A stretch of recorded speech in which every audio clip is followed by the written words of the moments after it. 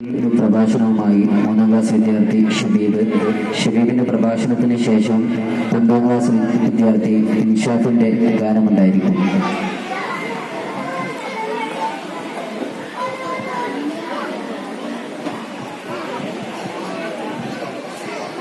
അസ്സലാമു അലൈക്കും.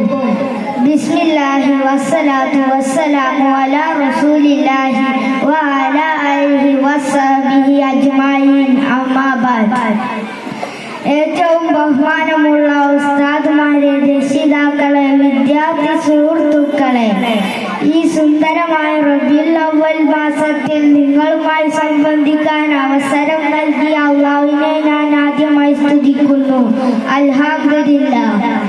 1400 വർഷങ്ങൾക്കപ്പുറം മാനവ സമൂഹം അധംപതനത്തിന്റെ അഗാധഘട്ടങ്ങളിലായി അധംപതിച്ചിടുന്ന കാലഘട്ടത്തിൽ മനുഷ്യത്വത്തിന്റെ പാഠഭാഗം പോലും വായിക്കാത്ത അക്രമത്തിന്റെയും അനീതിയുടെയും അനൈക്യത്തിന്റെയും കൊടുങ്കാറ്റുകൾ ലോകമെങ്ങും അടിച്ചു വീശിയിരുന്നപ്പോൾ വിമർശനത്തിന്റെ ക്രൂര അമ്പുകൾ നബിക്കെതിരെ ഏറ്റുമുട്ടിയെങ്കിലും അഷ്റഫുൽ ഖൽഖ് നബി മുഹമ്മദ് മുസ്തഫ സല്ലല്ലാഹു അലൈഹി വസല്ലമ തങ്ങൾ ചിതറാത്ത ചിത്തത്തോടെ പതറാത്ത പാതയിലൂടെ പ്രബോധനം തുടരുകയും ചെയ്തു. അങ്ങനെ വെറും 23 വർഷങ്ങൾ കൊണ്ട് ആ ഭീകര ഹൃദയങ്ങളിലേക്ക് സന്മാർഗത്തിന്റെ പ്രഭ ചൊരിഞ്ഞു കൊടുത്തു.